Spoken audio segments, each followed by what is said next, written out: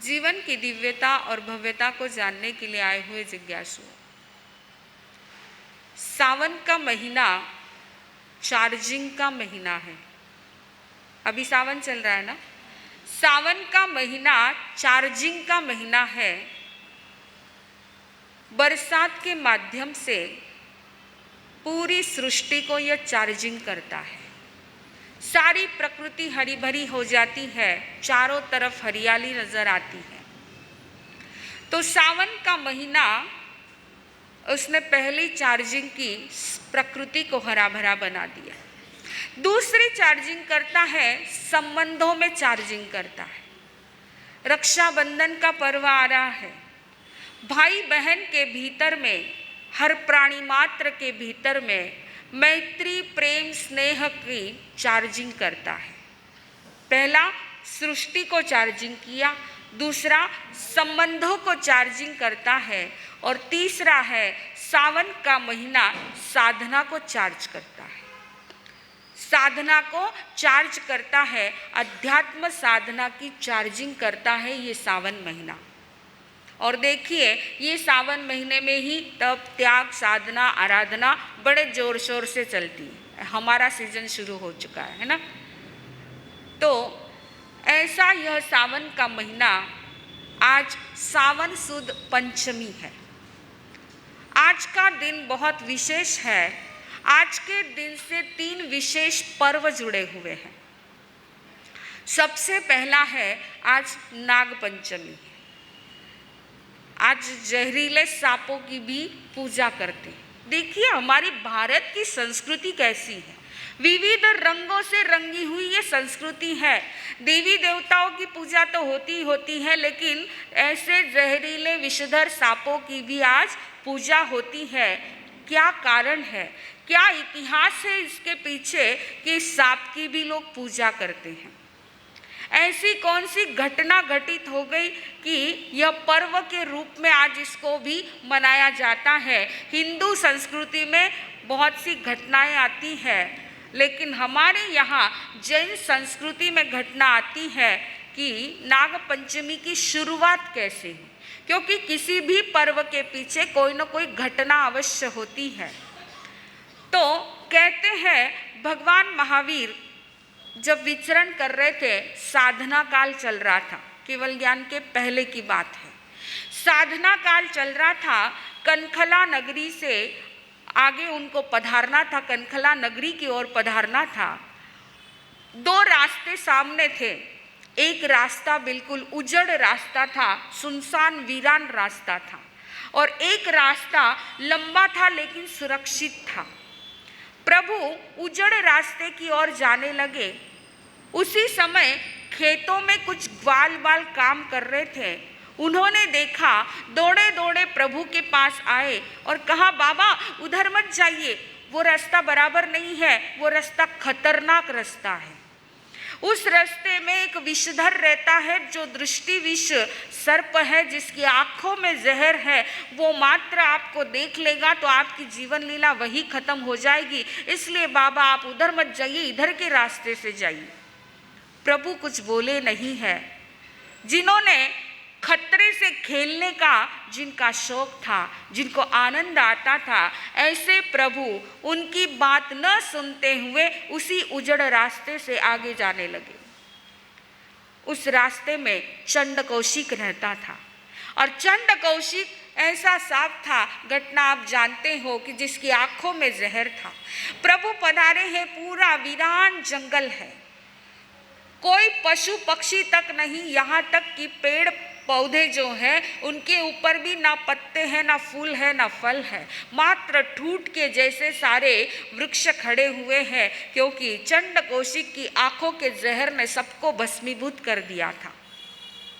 ऐसे रास्ते से प्रभु आगे गए और खतरों से खेलने वाले खिलाड़ी उस चंड कौशिक के बाम्बी के सामने जाकर के खड़े हो गए हैं। विषधरी ने विषधर सूतो चंड कौशियो नामी, महाभयंकरी ये मार्ग मा विचरे महावीर स्वामी। विचरे महावीर स्वामी। वैर थी वेर शमे नहीं जग मां, प्रेम थी प्रेम वधे जीवन मां। प्रेम धर्मनो परिचय पामी, एनी आत्मा जागी। महाभयंकरी ये मार्ग मां, विचरे महावीर स्वामी, विचरे महावीर स्वामी। प्रभु वहाँ पर उस बाम्बी के सामने खड़े हैं। घटना आप जानते हैं, चंड कौशिक आता है, प्रभु के पैरों में डंक देता है और खून की बदले क्या हुआ है, दूध की धारा निकल पड़ी है। पैरों में से दूध की धारा निकल पड़ी है। यह देखकर के उसको बड़ा आश्चर्य लगा है कि हमेशा लाल रंग का खून दिखता है, ये सफ़ेद रंग कैसे है, बड़ा आश्चर्य लगा। परंतु बंधुओं, ये घटना शायद आप जानते हैं, लेकिन इस बात को नहीं जानते होंगे, हर एक तीर्थंकर के शरीर में जो खून रहता है पूरा सफ़ेद खून होता है। हमारा लाल खून होता है, उनका सफ़ेद खून होता है। इसका कारण क्या है? इसका कारण यह है कि तीर्थंकर परमात्मा के हृदय के अंदर समस्त प्राणी मात्र के प्रति वात्सल्य भाव होता है, प्रेम होता है, ममता होती है, करुणा होती है। और इस वात्सल्य भाव का परिणाम है कि उनका लाल रंग का खून भी सफ़ेद बन जाता है। और प्रभु ने उस चंड कौशिक को मात्र 2 शब्दों का उपदेश दिया। क्या कहा? बुझ बुझ चंड कौशिया उसंभो, हे चंड कौशिक बोध को प्राप्त करो, शांत हो जाओ। और नागराज शांत हो गए, बिल्कुल शांत हो गए। उस चंड कौशिक को भगवान ने अमृत कौशिक बना दिया और संथारा ले लिया है चंड कौशिक ने। क्या करुणा थी प्रभु की! एक तिर्यंच की आत्मा को भी जगाने के लिए प्रभु वहां पर पधार गए। खुद को भले ही कष्ट हुआ है, लेकिन सामने वाले की आत्मा यदि जागृत हो जाती है, बोध को प्राप्त होती है, यही तो तीर्थंकर का मकसद होता है। इसीलिए प्रभु वहां पधारे और उसे बोध प्राप्त हो गया। चंड कौशिक को बाम्बी में अपना मुंह डालकर के पूरा शरीर उसका बाहर है। लोगों ने देखा नागराज शांत हो गए हैं, लोग धीरे धीरे वहां आने लगे और नाग देवता की पूजा करने लगे।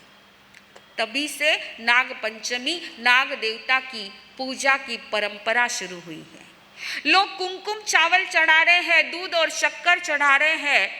और वहां पर देखिए उस सुगंध से आकर्षित होकर हजारों लाखों जंगली चींटियां वहां पर आती हैं, दूध को ग्रहण कर रही है और दूध नहीं मिलता है तो सांप को काटती है।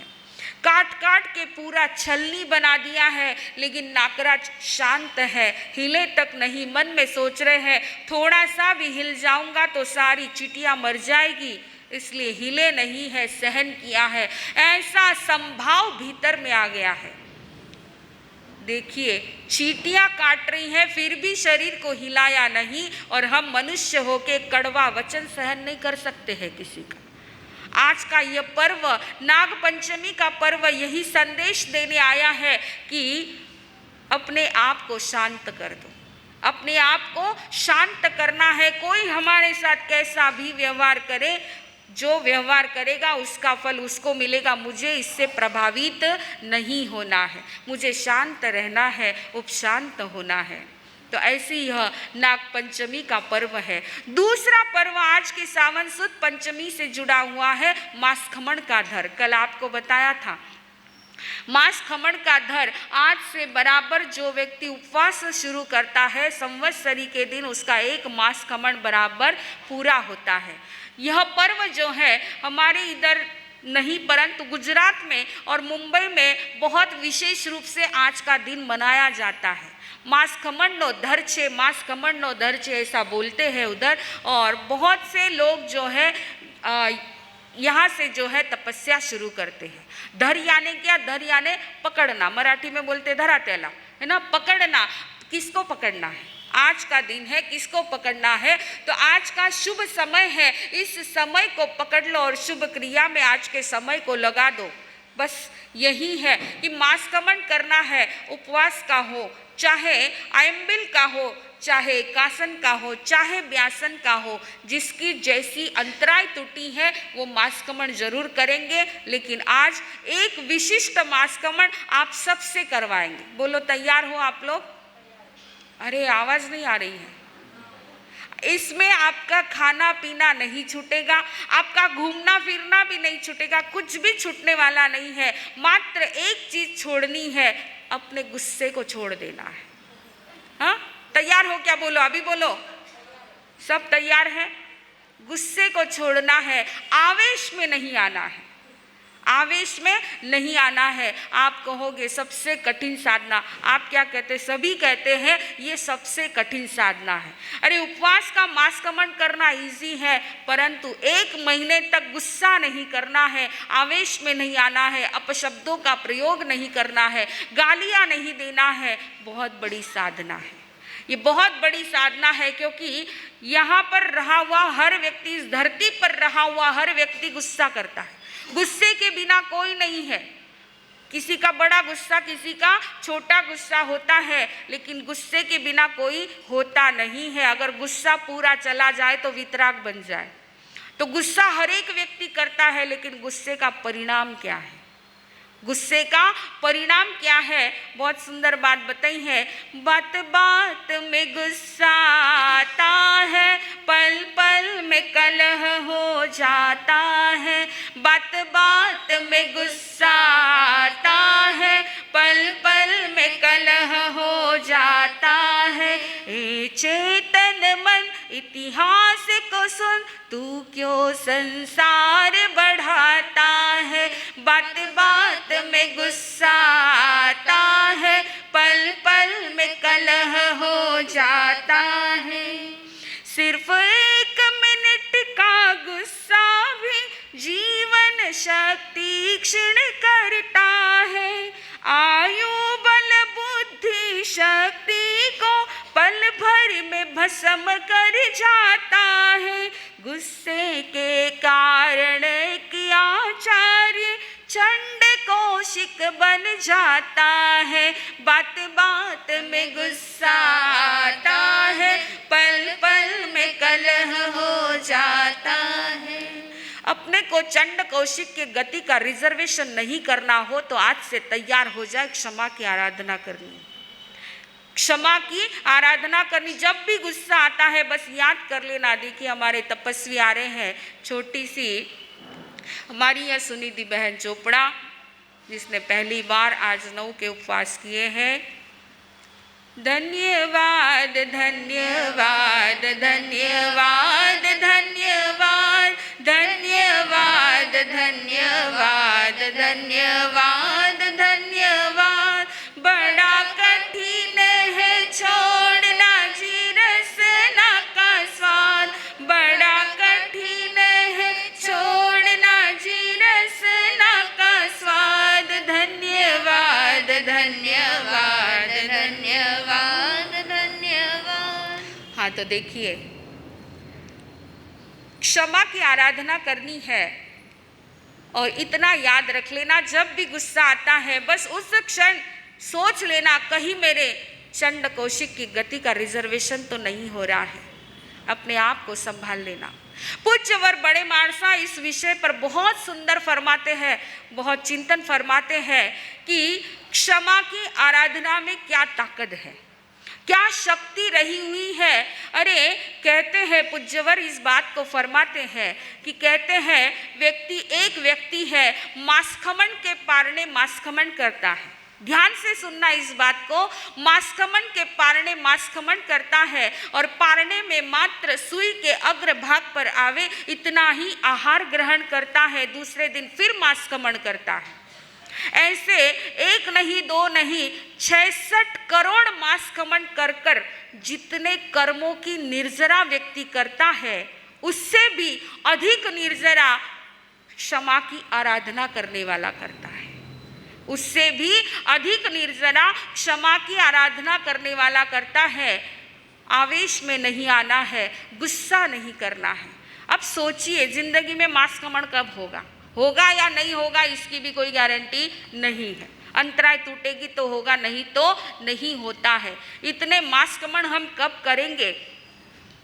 परंतु क्षमा का मास्कमण पॉसिबल है? बोलो हाँ या ना? पॉसिबल है ना? इधर भाइयों की आवाज नहीं आई, ज्यादा गुस्सा करते हो क्या? तो क्षमा की आराधना करनी है। बस तैयार हो जाइए, पूज्यवर सभा में पधारेंगे। पूज्यवर के मुखारविंद से आज तो सबको मास्कमण में जुड़ना ही जुड़ना है, क्षमा के मास्कमण में सबको जुड़ना है। पूज्यवर इसके साथ साइंस की बात भी बताते हैं कि 1 मिनट का गुस्सा करता है व्यक्ति, मात्र दिन भर कोई गुस्सा नहीं करता है मात्र, और अगर कोई दिन भर गुस्सा कर ले ना तो उसको कहाँ जाना पड़ेगा? हाँ, एरोड़ा में, एरोड़ा में जाना पड़ेगा, बरोबर है। तो दिन भर कोई गुस्सा नहीं करता है, गुस्सा थोड़ी देर का ही आता है, लेकिन हमारा कितना नुकसान करता है वो गुस्सा। पूज्यवर फरमाते हैं कि मात्र 1 मिनट का गुस्सा 9 मिनट तक जीवन जीने के लिए जितना ब्लड चाहिए उस ब्लड का पानी कर देता है। 9 मिनट तक जीवन जीने के लिए जितना खून चाहिए उस खून का पानी कर देता है मात्र 1 मिनट का गुस्सा। बंधुओं, कितना नुकसान होता है। एक बार एक युवक आया संत के पास और उसने पूछा, भगवान मुझे गुस्सा बहुत आता है, क्या करूं? मुझे गुस्सा बहुत आता है, क्या करूं? मैं सब कुछ करता हूं लेकिन गुस्से पर कंट्रोल नहीं कर सकता, उसके लिए आप मुझे कुछ उपाय बताइए। संत ने पूछा, अच्छा ये बता, गुस्सा किस पर आता है तुझे? खुद पर आता है कि दूसरों पर आता है? उसने कहा, हमारे साहब गुस्सा तो दूसरों पर ही किया जाता है, खुद पर कोई गुस्सा करता है क्या? खुद से गलती हो गई तो इट्स ओके, हाँ, और दूसरों से गलती हो गई तो बॉयलर फट जाता है। तो संत ने मुस्कुराते हुए कहा, भले मानस, गलती दूसरा करता है और उसकी सजा तू भुगतता है। क्या कहा? गलती दूसरा करता है, उसकी सजा तू भुगतता है। उसने कहा, गुरुदेव समझा नहीं मैं, कैसे है? तब संत ने समझाया, मेरे प्रश्नों का जवाब देना। तुम्हें दूसरा कोई व्यक्ति गलती करता है तो गुस्सा तुम्हें आता है, तुम उसको डांटते हो, तो चेहरा किसका बिगड़ता है, उसका कि तुम्हारा? बोलो किसका बिगड़ता है? हाँ, करने वाले, गुस्सा करने वाले का। भाव किसके बिगड़ते हैं? गुस्सा करने वाले के। आंखें लाल किसकी हो जाती है? गुस्सा करने वाले के। लोगों में संबंध किसके बिगड़ते हैं? गुस्सा करने वाले के। लोगों में बदनामी किसकी होती है? गुस्सा करने वाले की। भाव किसका बिगड़ता है? गुस्सा करने वाले के। कर्मबंध किसके होते हैं? गुस्सा करने वाले के। सामने वाले का क्या बिगड़ा? सामने वाले का क्या बिगड़ा? कुछ भी नहीं बिगड़ा। तो समझ गए आप क्यों गुस्सा करते हो? क्यों गुस्सा करते हो? जब सामने वाले को कोई फर्क नहीं पड़ता आपका गुस्सा करने से, नुकसान आपका खुद का है, तो फिर क्यों गुस्सा करते हो आप लोग?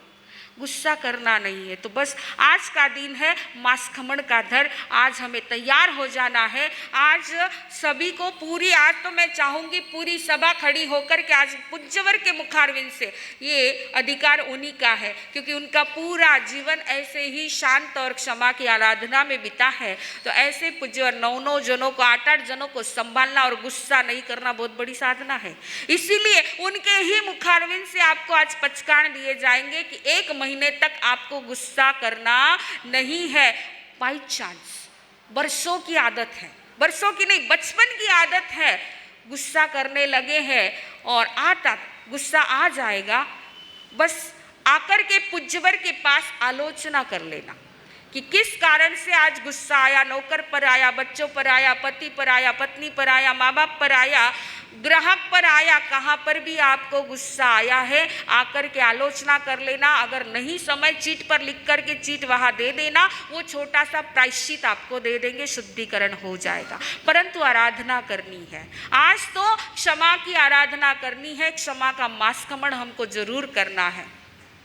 तो पहला पर्व नाग पंचमी, दूसरा पर्व मास्कमण का धर और तीसरा पर्व है आज हमारे उज्जवल ग्रुप के फाउंडर जो रहे हैं, ऐसे हमारे अध्यात्म योगी श्रमण संघीय मंत्री श्रुतधर पूज्य श्री विनय ऋषि जी महाराज साहब, जिनकी आज पुण्य स्मृति दिवस है, जिनका आज पुण्य स्मृति दिवस है, जिनकी जीवन घटना बहुत सुनने जैसी है, समझने जैसी, एक सीख लेने जैसी कि इस धरती पर कैसे कैसे कोहिनूर हीरो ने जन्म लिया है। हमारे पूज्य श्री आत्मार्थी गुरुदेव मोहन ऋषि जी महाराज साहब और अध्यात्म योगी गुरुदेव पूज्य श्री विनय ऋषि जी महाराज साहब, दोनों सगे भाई गुजराती परिवार से, गुजरात में कल्लोल में जिनकी जन्मभूमि रही है। बहुत बड़ा कपड़े का व्यापार जिनका था। बचपन में माता पिता का देहावसान हो गया। बड़े भाई जो थे मोहन थे और छोटे भाई का नाम वाड़ीलाल था। बड़े भाई मोहन पता नहीं पूर्व जन्म के संस्कार वैरागी आत्मा थी, एकदम वैरागी आत्मा थी। मात्र 14 साल की उम्र में जिन्होंने जिंदगी भर के लिए 4 खंड के पचकान ले लिए थे, सामान्य बात नहीं है। जिंदगी भर के लिए 4 खंड के पचकान लिए थे और जीव रक्षा दया करुणा तो ऐसी रोम रोम में बसी हुई थी। अरे उनकी जीव रक्षा का प्रभाव क्या था कि रोज पंछियों को दाना डालने जाते थे तो मात्र इतना कहते थे, वाणियों आवी गयो छे, इतना ही बोलते थे। सारे पंछी उड़ उड़ करके उनके पास आते थे, दाना चुगते थे। इतना पंछियों के प्रति, जीव रक्षा के प्रति उनकी करुणा भाव थे। और बचपन से ही वैरागी आत्मा पुद्गल परावर्तन का थोकड़ा सीखते सीखते वैराग्य भाव जागृत हो गया। और वो दृढ़ हुआ एक घटना से कि उनका एक मित्र था, बॉम्बे से बोरीवली से वो कल्लोल आ रहा था और उसने संदेशा भेजा कि रात को 3 बजे ट्रेन आएगी, इतनी रात को मुझे कोई साधन नहीं मिलेगा तुम्हारे घर आने के लिए, तो तुम मुझे लेने के लिए, रिसीव करने के लिए आ जाना। मित्र के संदेश के अनुसार उनको जाना पड़ा। मन में सोच रहे हैं, रात को प्रतिदिन 12 ही महीने रात को अपकाय, सूक्ष्म अपकाय की बरसात होती है।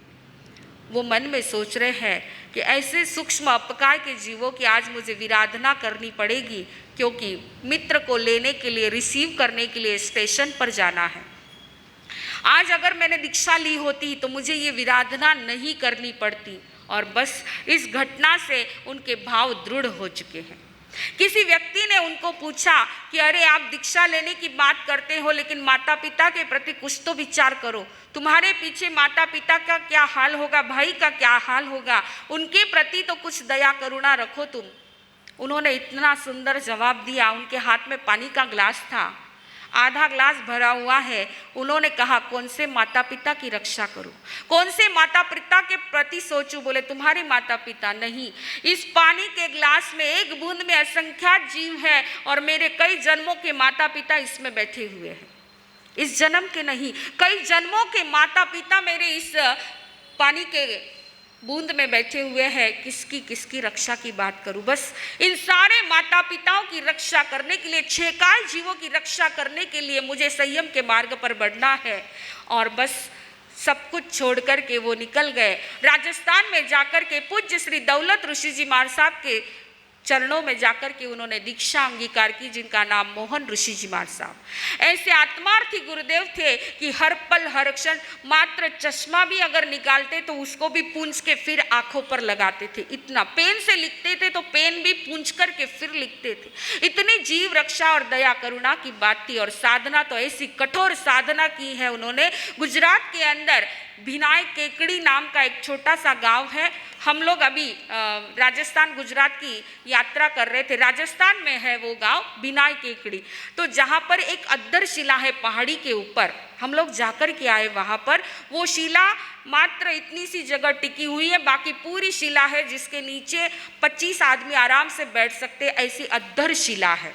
वहाँ पर उन्होंने 4 महीने साधना की है और चारों ही महीने आड़ा आसन नहीं किया है। रात को भी आड़ा आसन नहीं किया है। अगर नींद का झोंका आ जाए, पैर के अंगूठे के एक रस्सी बांध के रखी थी कि नींद का झोंका आ जाए, वो हिल जाए तो वापस जागृत हो जाए।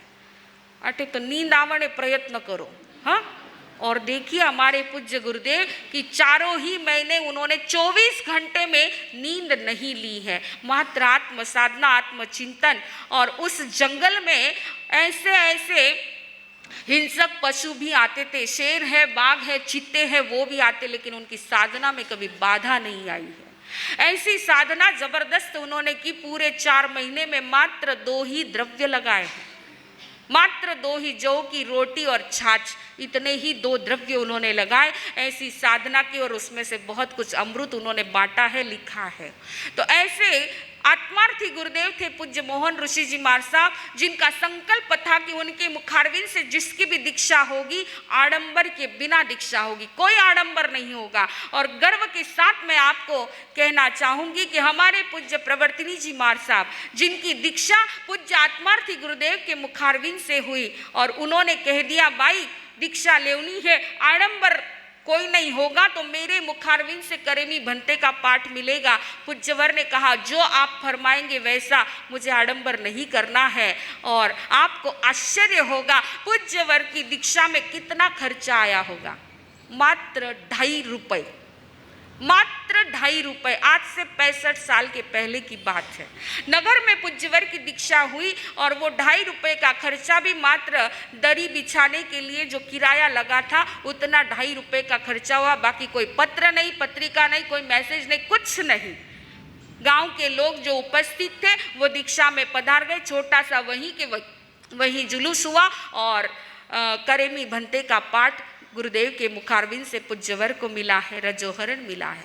तो ऐसे हमारे आत्मार्थी गुरुदेव थे और उनके छोटे भाई थे वाड़ीलाल, जिनकी सगाई हो चुकी थी। उस वक्त बहुत जल्दी सगाई हो जाती थी, शादी हो जाती थी। शादी के कार्यक्रम शुरू करना है, शुभ मुहूर्त करना है, इसके लिए उन्होंने सोचा कि पहले भाई महाराज के दर्शन करके आ जाओ, मंगलिक सुन करके आ जाओ, फिर शादी के काम को शुरुआत करेंगे। इसलिए वाड़ीलाल जी अपने 4-5 मित्रों को लेकर के, उस वक्त गुरुदेव दिल्ली में विराजमान थे, दिल्ली गए हैं। वहाँ पर गए, दर्शन वंदन किए और एक दिन रुक गए हैं। शाम के समय प्रतिक्रमण के पश्चात दोनों भाई वहां पर बैठे हैं, बातें कर रहे हैं। पता नहीं पूरी रात भर में क्या उस वक्त क्या भाई भाई की बातें हुई है और कैसा चमत्कार, कैसा आश्चर्यकारी घटना बंधुओं। सुबह उठे हैं, हाथों से लोच कर लिया। किसने? वाड़ीलाल जी, छोटे भाई ने, जिनकी सगाई हो चुकी थी।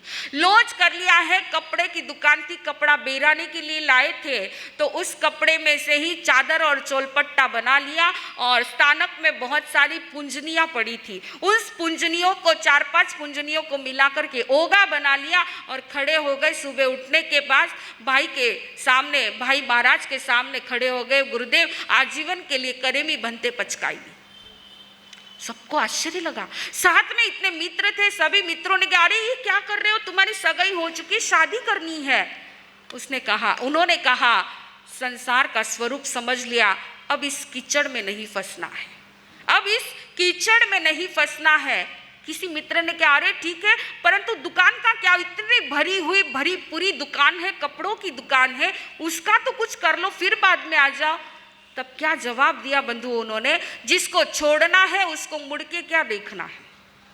आप जानो और पंच जाने, दुकान का क्या करना है आप आपका देख लो, पंचों को सौंप दो, क्या करना है पंच देख लेंगे। मात्र एक रात का वैराग्य था, एक रात का वैराग्य था और गुरुदेव ने उनको दीक्षा पचकाई, नाम रखा विनय ऋषि जी महाराज साहब। दीक्षा लेने के पश्चात क्या ज्ञान की आराधना, क्या ध्यान की आराधना की है। 1-2 नहीं, पूरे 32 आगम कंठस्थ किए थे। पूरे 32 के 32 आगम कंठस्थ किए। मात्र कंठस्थ नहीं, आत्मसात थे कि कहीं पर भी कोई भी बात आई उनको पूछते थे तो तुरंत कौन से आगम में, कौन से पन्ने पर है, इतनी भी बात बता देते थे। ऐसी जबरदस्त प्रज्ञा खिली हुई थी, ऐसी प्रतिभा जिनकी थी। अटे एक प्रतिक्रमण याद करनो केवे तो नानी सपना में आ जाए, नहीं मारे साहब ही नहीं हुए। हाँ, सीख लीजिए। ये घटना इसीलिए आपके सामने रखी जाती है कि इन घटना को सुनकर के हमारे भीतर की शक्ति को जागृत करें और हम भी ज्ञान के लिए पुरुषार्थ करें। तो ऐसा उन्होंने अपनी पूरी जिंदगी में कई सैकड़ों साधु साध्वी और श्रावकों को भी उन्होंने ये 32 आगम, पूरी 32 ही सिखाई है। और इतना ज्ञान होने के बावजूद भी कभी भी अहंकार नहीं था, ईगो नहीं था कि मुझे इतना आता है, कभी भी अहंकार नहीं था। अरे उनकी क्या बात, पूज्यवर उनके जीवन की बहुत सारी घटनाएं फरमाते हैं। वास्तव में पूज्यवर के मुखारविंद से सुनने जैसा है, परंतु आज हमें सौंपा गया है तो कोई बात नहीं। लेकिन इस बात को हम समझेंगे कि पूज्यवर मंत्री जी महाराज साहब हर छोटे छोटे व्यक्ति को आगे बढ़ाने का इतना प्रयास करते थे, हर छोटे साधु संत को प्रवचन के लिए, और वो भी कब, पर्युषण के दिनों में प्रवचन देने के लिए कहते थे कि नहीं आज आपको प्रवचन देना है।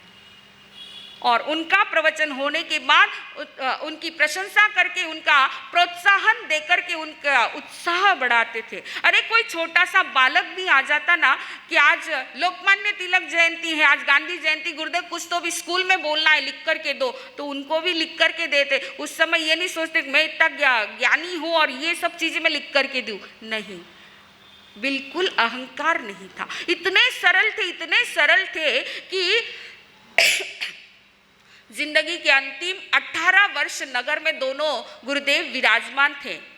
1-2 नहीं, 18 वर्ष नगर में विराजमान रहे। लेकिन नगर वालों से आप पूछ लेना, जो भी पुराने श्रावक श्राविका होंगे, कि उन्होंने संघ पर कभी भार नहीं आने दिया, किसी भी चीज का भार नहीं आने दिया। बाहर गांव से, बाहर क्षेत्रों से कोई साधु संत, नए साधु संत आ जाते थे तो उनको गोचरी के घर बताने के लिए मंत्री जी महाराज साहब पधारते थे।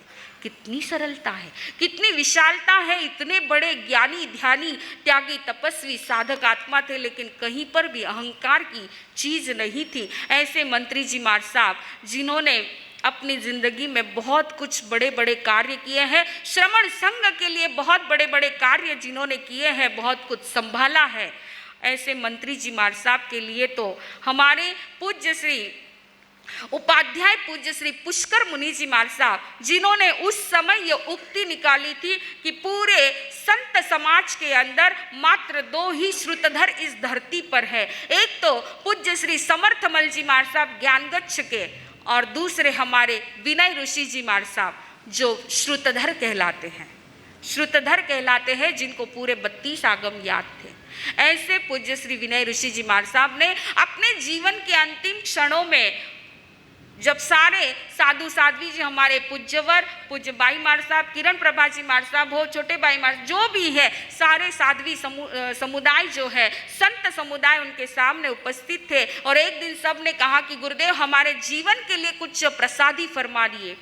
तो उन्होंने 5 बातें प्रसादी के रूप में, जीवन को शांति पूर्वक कैसे जिया जा सकता है, हमारे जीवन में शांति आए, आनंद आए, इसके लिए 5 सूत्र उन्होंने दिए हैं। मात्र साधु संतों के लिए नहीं, परंतु आप सबके लिए भी बहुत अच्छी चीज है, ध्यान में रख लेना, दिमाग की डायरी में नोट कर लेना। हाँ, दिमाग की डायरी में नोट कर लेना। पहला सूत्र दिया, सभी वस्तु को कुदरताधीन समझें।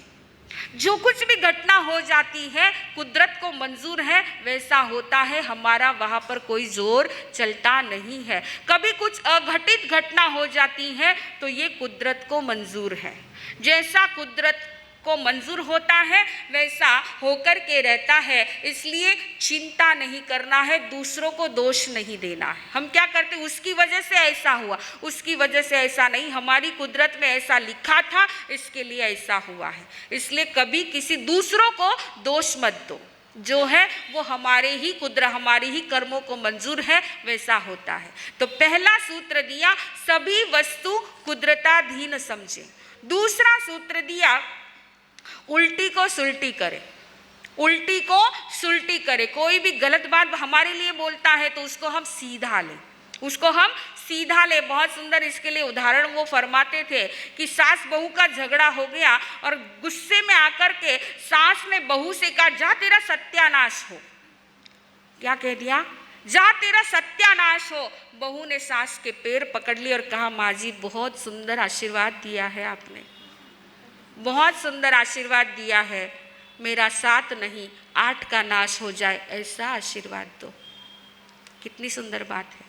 मेरा 7 नहीं, सत्यानाश बोला, 7 नहीं 8 कर्मों का नाश हो ऐसा आशीर्वाद दो। इसको कहते उल्टी को सुलटी कर। एक बार पति पत्नी का झगड़ा हो गया, जोरदार झगड़ा हो गया। ते भी झगड़ो ना, झगड़ो ना। झगड़े में आकर के पत्नी ने गाली दे दी पति को, पत्नी ने पति को गाली दे दी जानवर कही के। क्या कहा? जानवर कही के। और पति हंसने लग गया। आबर तेजी सा हंसा उस पति हंसने का, उसको और ज्यादा गुस्सा आ गया। अरे मैं गाली दे रही हूँ, कुछ समझ में आता है? हंसते ऊपर से। बोले तूने सही तो कहा गलत कहा? बोले क्या क्या सही कहा?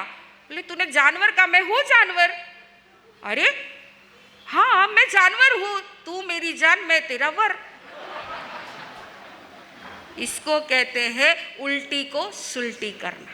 तो गुरुदेव ने बहुत सुंदर सूत्र दिया, विरोध को भी विनोद में बदल दो तो संबंध एकदम अच्छे बन जाते हैं, कहीं पर भी तनाव टकराव नहीं होता है। छोटी छोटी बातों से घर में बहुत होता है, हर एक के घर में होता है। कोई भी घर नहीं बचा है कि जहाँ पर कुछ खटपट नहीं होती है, होती है। जहाँ चार दिमाग चलते खटपट होने ही वाली है, लेकिन इन सूत्रों के ऊपर चलोगे तो सारी खटपट मिट जाएगी।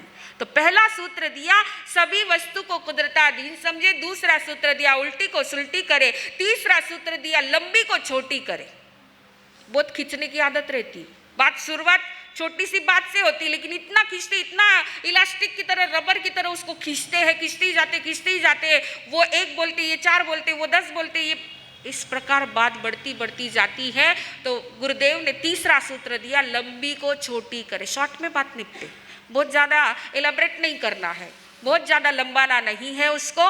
एक घटना शॉर्ट में बताऊंगी, हमारी घड़ी आगे चल रही, आज कार्यक्रम भी है, लेकिन बहुत सुंदर घटना पूज्यवर फरमाते थे कि सुसरा जवई, ससुर जी खेत में थे, जवई जी पत्नी को लेने के लिए आए थे ससुराल में। ससुर जी खेत में हैं तो उनको मिलने के लिए जवई जी खेत में गए। ससुरा जवई आपस में बातें कर रहे हैं, इतने में तीसरा एक व्यक्ति आया और उसने पूछा, ससुर से पूछा कि यहाँ से मुझे अमुक गांव जाना है, कितना दूर है? उन्होंने कहा 5 किलोमीटर है। तब जवई कहता अरे 5 नहीं 4 ही किलोमीटर है, 5 नहीं है। ससुर जी कहते अरे नहीं नहीं, तुम तो आज के लड़के हो, मेरी तो काले के धोले हो गए इस रास्ते से जाते हुए। पूरा 5 किलोमीटर है, 5 किलोमीटर से 1-2 कदम भी ज़्यादा या कम नहीं है, इतना पूरा बराबर है। जवाई जी कहते अभी आप बूढ़े हो गए, आपको समझ में नहीं आता है, 4 ही किलोमीटर है, इससे ज़्यादा नहीं है। दोनों का वाद विवाद शुरू हो गया, इतना जोरदार वाद विवाद शुरू हो गया कि खेत में काम करने वाले सभी वहाँ इकट्ठा हो गए। इधर जो है उसकी पत्नी घर पे राह देख रही थी कि मेरे पिताजी से मिलने के लिए गए, अभी तक आए नहीं, बहुत देर हो गई। वो खाना बना हुआ था, राह देख रही थी। आखिर उसने टिफिन भरा और वो खेत में लेकर के गई कि कोई बात नहीं, खेत में खाना खा लेंगे। वो टिफिन लेकर के आई, देखा था यहाँ तो दूसरा ही मामला है, यहाँ तो सब कुछ, ये क्या गड़बड़ हो रही है। उसने सबको हटाया, पिताजी से पूछा पिताजी क्या बात है? तब पिता ने अपनी बेटी से कहा, देखिए आज का छोकरा समझता नहीं है, मैं कहता हूँ कि वो गांव 5 किलोमीटर है और ये कहता है 4 किलोमीटर है। अब वो सोचने लग गई कि अब क्या करूँ। तो उसने दिमाग चलाया और उसने देखा, पिताजी से कहा, पिताजी जिस बात के लिए झगड़ा कर रहे थे ना, वो आदमी तो कब का चला गया है, वो कब का चला गया है, आप अभी तक झगड़ रहे हो। और दूसरी बात, पिताजी ठीक है आप 5 कहते हो ना, ये 4 कह रहे हैं। आपने मेरी शादी की बहुत कुछ दिया, आपने अपने हिसाब से जितना दहेज दान देना था सब कुछ दिया। आज एक चीज की मांग करती हूँ, पिताजी देंगे आप? पिताजी थोड़े शांत हो गए, बेटी कहीं मांगे तो पचे थोड़ा शांत होना पड़े ना। तो पिताजी बोले हाँ बेटी बोल क्या चाहिए तुझे? तो उसने कहा कुछ नहीं, वो 1 किलोमीटर मुझे दे दो, दोनों के बराबर हो जाएंगे ना, 4-4 बराबर हो जाएंगे। लंबी को छोटी करे, बहुत अच्छा सूत्र दिया है, लंबी को छोटी करे। कभी भी किसी बात को जब उसका कोई कंक्लूजन नहीं निकलता है तो उसको क्लोज कर दो, उस बात को क्लोज कर दो, विषय को आगे मत बढ़। चाहे आपका घर परिवार हो, चाहे संघ समाज की मीटिंग हो, चाहे आपके दुकान ऑफिस का कहीं कुछ ऐसा अगर है, तो जब उसमें से कोई सॉल्यूशन नहीं मिलता है तो उस बात को वहीं पर स्टॉप कर दो, लंबी को छोटी करो, बात को आगे मत बढ़ाओ। पहला सूत्र क्या दिया? सभी वस्तु को कुदरताधीन समझे। दूसरा दिया उल्टी को सुलटी करे। तीसरा दिया लंबी को छोटी करे। चौथा दिया अपनी समझ अपने तक रखे, किसी पर फोर्स मत करे, फोर्स का जमाना है ही नहीं। बच्चा चाहता है मुझे सीए बनना है और पिता चाहता है एमबीए करना है। बच्चा चाहता है आँख का डॉक्टर बनूं, पिता कहते दांत का डॉक्टर बन, क्योंकि दांत बत्ती से आंखें 2 ही है, हाँ? तो दांत का डॉक्टर बन जाए, इसमें इनकम ज़्यादा है। इस प्रकार पिता अगर पुत्र पर फोर्स करते हैं तो बात बनती नहीं है। तो गुरुदेव ने चौथा सूत्र बताया, अपनी समझ अपने तक रखो, अपना ज्ञान सबको बांटते मत फिरो। सामने वाला अगर इच्छुक है तो बांटो, वरना कोई ज़रूरत नहीं है। अपनी समझ अपने तक रखो। और 5वां सूत्र दिया, बाहर की आग घर में मत लाओ।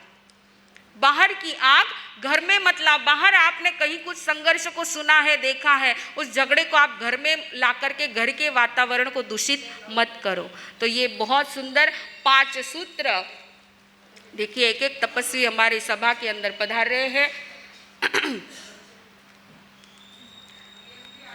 हाँ, तो ऐसे 5 सूत्र गुरुदेव ने दिए हैं। तो बस आज गुरुदेव का पुण्य स्मृति दिवस, इन 5 सूत्रों को हम अपने जीवन में अपनाएं और अपना जीवन भी शांति के साथ, आनंद के साथ जिए।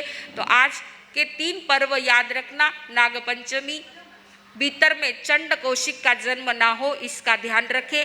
दूसरा है मासकमण का धर, आज क्षमा के मासकमण की आराधना करनी है, पचकान लेने हैं। और तीसरा गुरुदेव की ये 5 सूत्र अपने जीवन में उतराए तो निश्चित रूप से हमारा आनंद मंगल कल्याण होगा। इसी मंगल भावना के साथ बोलिए भगवान महावीर स्वामी। आध्यात्म योगी गुरुदेव पूज्य श्री विनय ऋषि जी महाराज साहब की